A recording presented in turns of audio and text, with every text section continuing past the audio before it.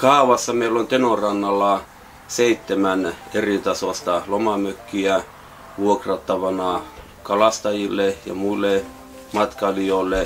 Sekä meillä löytyy siellä 15 venettä ja moottoria semmoisille kalastajille, jotka haluaa kalastaa vetouistelua.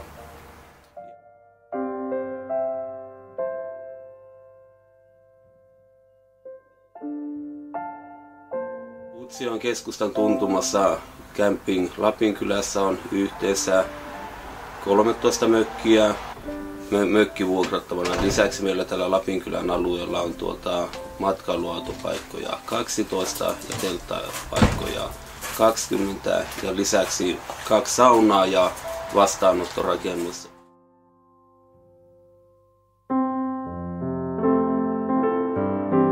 Lisäksi me järjestämme ohjelmapalveluita asiakkaille. Esimerkiksi semmoinen hieno päiväretki Euroopan suurimpaan kalliohalkeamaan Kevon kanioniin. Retki kestää semmoinen 7-8 tuntia ja upeat maisemat ja mahdollisuus kalastaa rannalta lohta.